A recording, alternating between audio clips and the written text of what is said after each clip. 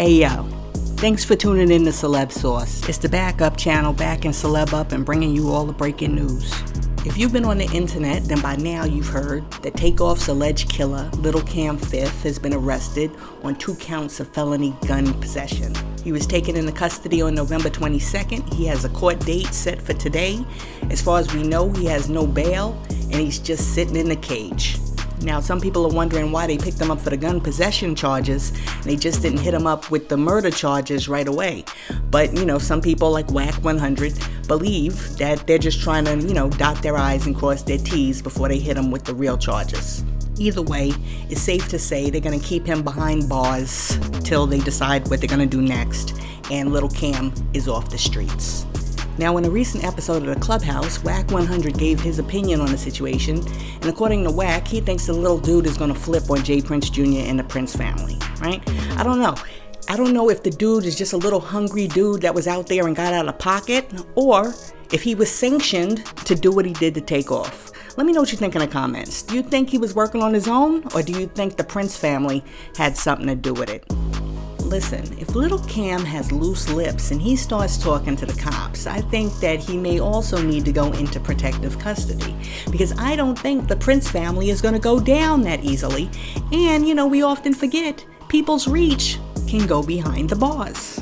Personally, I don't want anything to happen to Little Cam in the slammer.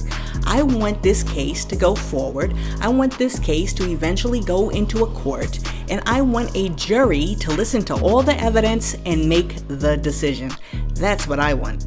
Now, while we're on the subject of Takeoff, I saw something very interesting today that I want to share with you, right? I was watching DJ Academiks, aka Inspector Gadget, and he's doing an episode about Takeoff and Little Cam and the fact that Little Cam's been arrested. But then I look up on the left-hand corner of my screen and I see something very interesting. DJ Academiks has posted the text, 15 subs equals a shot. Every sub helps put Takeoff's killer in jail.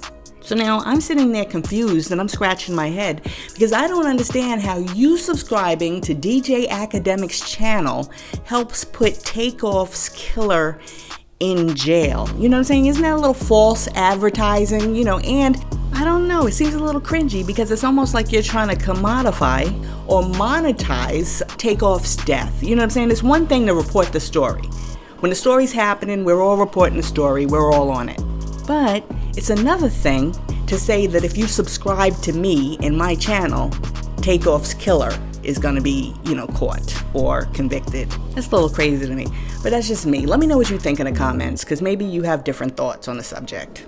But while we're on the subject of someone who's asking people for a little something, if you may or may not have known, Sinbad, who used to be on a different world, had a stroke a few years ago. And he's in a long recovery in the hospital, and his family has recently come out and asked for donations to help for Sinbad's medical care because his insurance will not cover all of the expenses. His family says that all donations to Sinbad's recovery will go to Atkins Trust and will help them provide for his care and recovery. They also said, quote, "Every outpouring of love and memories of how he has touched all of you have not gone unheard, unseen, or unfelt," end quote. Now let me tell you something. I am torn about this story, right? Because I'm the first person who's going to pray for Sinbad to make a full recovery. I'm going to lift him up in prayer every day. However, I'm not so sure how I feel about people who have made millions and millions and millions of dollars, and then they turned around and they blew the cash, coming back and asking the common man for some coins, right? Here I am. I've never made my first million. You know what I'm saying? And you had it, blew it, and now you want to come to me for the GoFundMe? I don't know. It's a little sus to me. But, what do I know? Listen, I know life will take you on ups and downs, and maybe I'm being a little harsh. Let me know what you think in the comments. Should millionaires or ex-millionaires be able to come to you and ask you for your change?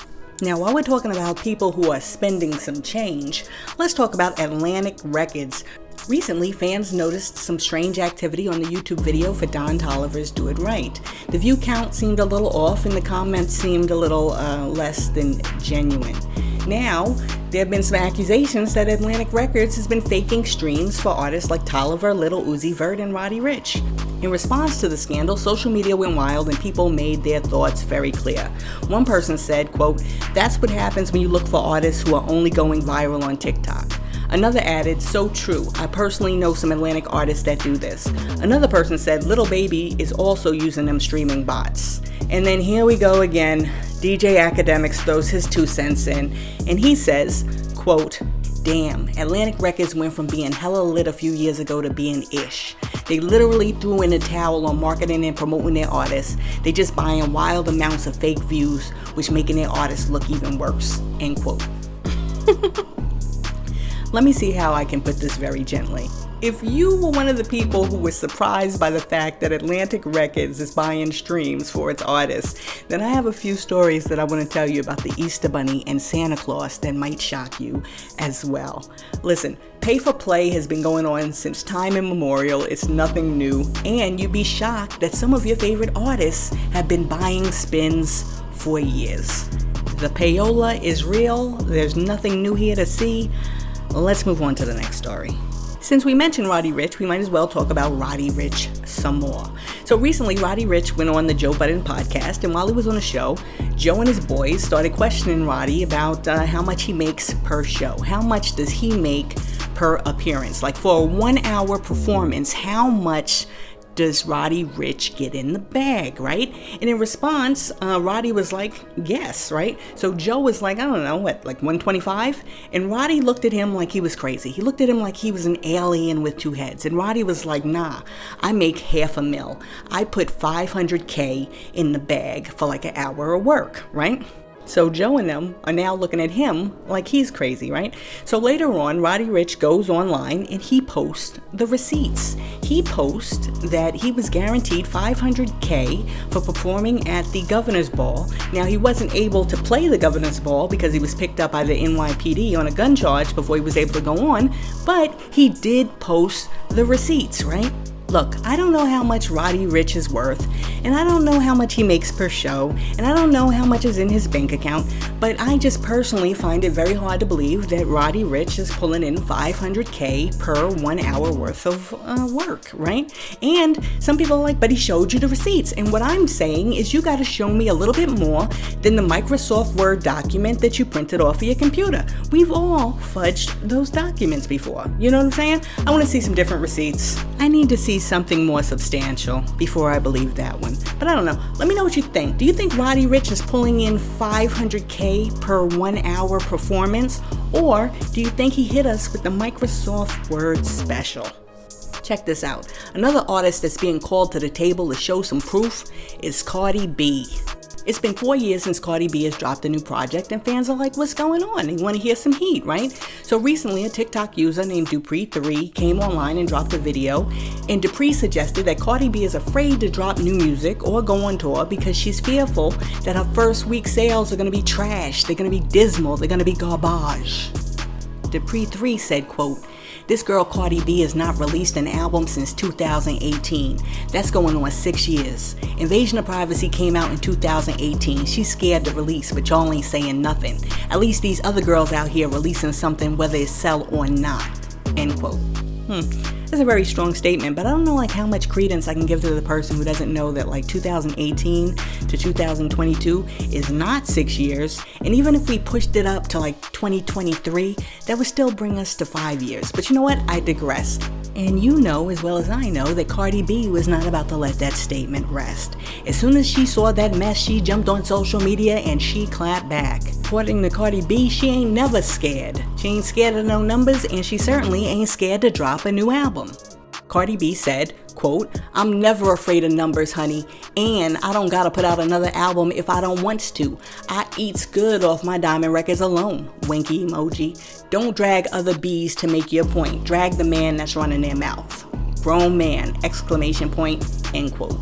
I don't know how I feel about this. Do you think that Cardi B is scared to put out new music? Do you think she's like a one and done? In the eternally classic hip-hop words of Mobb Deep, is Cardi B a shook one? Or do you think she's just taking her time and she doesn't have to do anything she wants to do and the people can wait? Let me know in the comments.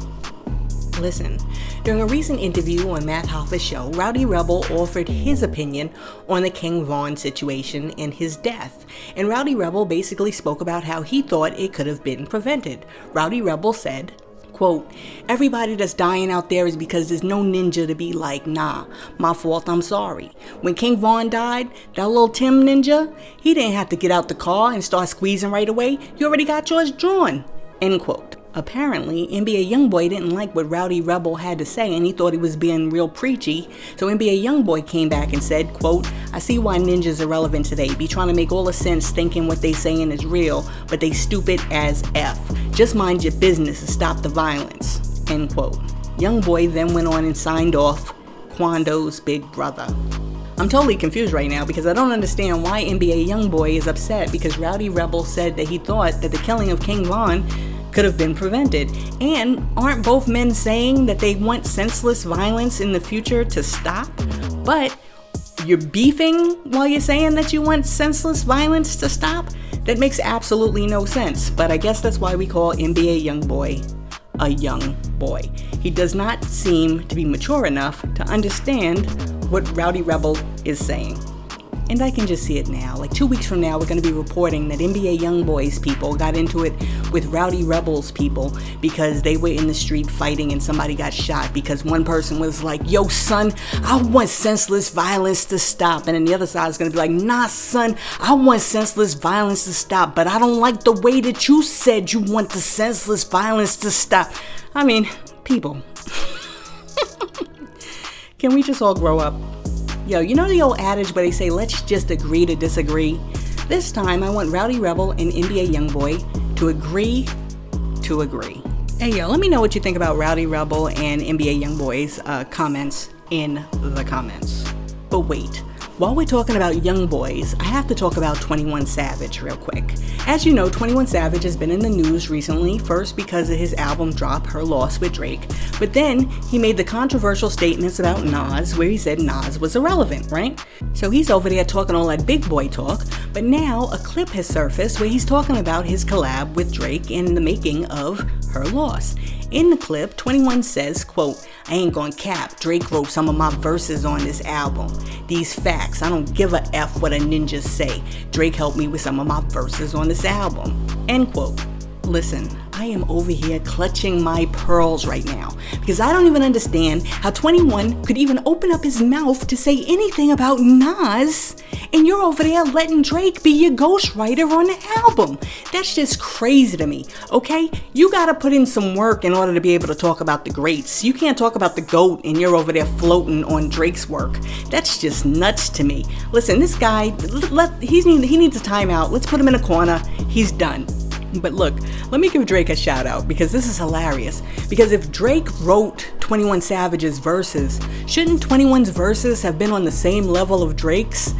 They weren't. So that makes me feel like Drake gave him the secondary verses. He gave him the throwaway bars. Yo, that's the setup. Yo, shout out to Drake, man. But now it makes sense why Drake was doing all the rapping and 21 Savage was just standing there looking like a glorified background dancer in the Jimmy Cooks video. I can't. Now, while we're talking about people writing other people's bars for him, Ice-T came out and he dropped some sensational tea. He says that Jay-Z took 99 problems from him but won't admit it. According to Ice-T, who is now 64, 99 Problems was his song and Hov stole it. He says it went from him to Chris Rock to Jigga. Ice-T said he was hanging with his boy, end quote, and out of nowhere he said, "Man, I got 99 problems and the ish ain't one." I said, "What?" I said, "That's a song." So I made the song, then I called Marquise up and he did a verse on it. That was it. Chris Rock heard the song, told Rick Rubin Jay-Z should remake it. Jay heard the song, they paid for the publishing, and then they made the song. Okay, why Jay ain't never said it's a Ice-T song? Show me some love. Me and Jay are friends. I met Jay through Big Daddy Kane. That's just another way of handling the situation. I handle the situation differently. If I use your music, I want people to know, end quote. I don't know how I feel about that story, because I'm listening to the story and I'm like, what part of the song did Jay take? Did he take the hook? Did he take the music? Did he borrow some verses? Like, what did Jay take? And if Jay paid for the song, isn't that now his song? Like, is he really obligated to give you the credit for coming up with the song? You know, rappers take samples all the time and they don't give a verbal shout out to the people who made the song originally. I don't know, what do you guys think? Does Jay-Z owe Ice-T a shout out? Should he have let everybody know that Ice-T originally came up with that song? Let me know in the comments. Hey yo, thanks for tuning in to Celeb Sauce, your source for celebrity news. Be sure to like and subscribe. Peace.